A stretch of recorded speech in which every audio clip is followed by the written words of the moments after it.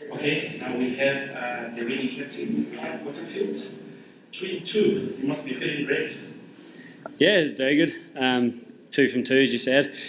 It's a nice feeling. So yes, we've got a couple of days now to rest and recover and build up towards what's a big game on Saturday. It was a real top every match, William, wasn't it? Yeah, I think as comfortable as mine that looked. I think it was comfortable in the end. I think it could have been more comfortable. We would have liked it that way. But I think you got to give a lot of credit to, well, one, how Tony played in the first innings, but we knew from the game we played against PNG it was a couple of years ago in Townsville in that 4-day game, and we played a lot of one-day cricket against them, but how disciplined they are and how much they stick to a plan, how much they keep going, and they showed that in the field. There's some unbelievable fielding out there from them. If they hadn't fielded like that, the game being over 5 overs earlier, it was a serious effort. So I think you got to give a lot of credit to how they played and how they persisted and kept at it throughout the 50 overs in the field as well.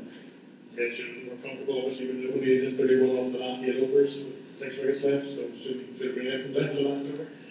Oh, look, yeah, potentially couldn't have that, but we lost a couple of wickets and it was never in doubt. So only lost 2 from then on. So it was myself and Kevin, and then Dockers and Wills saw at home needing the 30. So it's still comfortable, but yeah, as I said, a few overs earlier, things like that, then it would have been nice. But there's 2 more points competition. Good start, obviously, for the bowlers. Special mention for Andy McBride from an end of the team.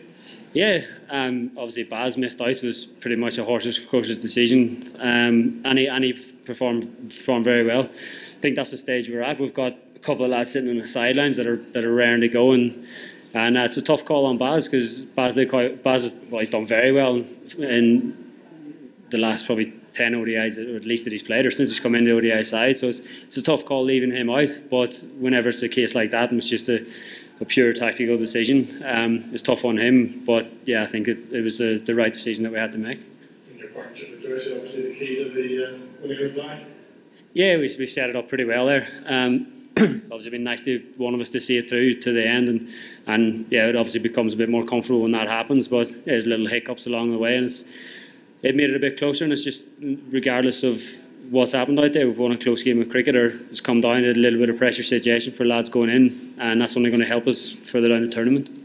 You see yourself a big game player now. You're going to be on a 50 in the other warm-up games, but this is your second 50 in 5 cap matches, or second 100 in 5 cap matches.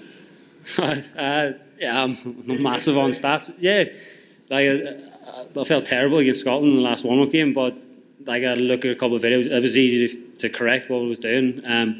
So yeah, I felt pretty good against the Dutch, and then obviously today. So it's nice to get a few runs and contribute towards winning. William, congratulations on the win. Winning the toss and electing to bowl first. What were your assessments of the conditions in the wicket? Look, I think there's been obviously been a bit of rain around this last while, and then the pitches have been under covers and things like that. So I think that time in the morning there's generally potential a little bit there. But again, if you play well and you get through that, I think the pitch generally flattens out. So it's just a case of utilising those if you do win the toss.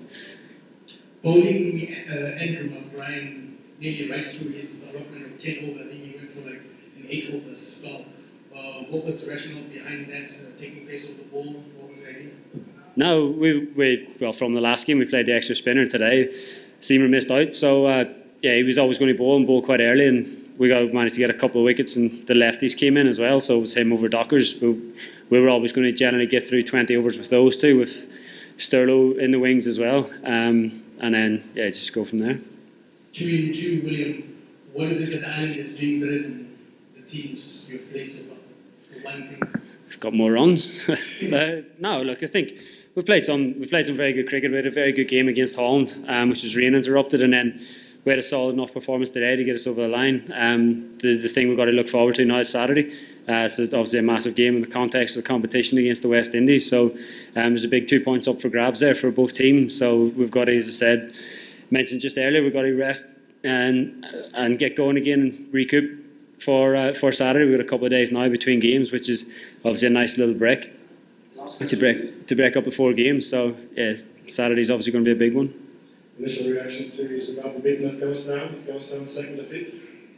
Look, they're a very good side. I'm sure they'll bounce back. There's a lot of cricket to be played in these next 2 weeks. So think anyone that gets caught up in looking too far down the line is going to get bitten.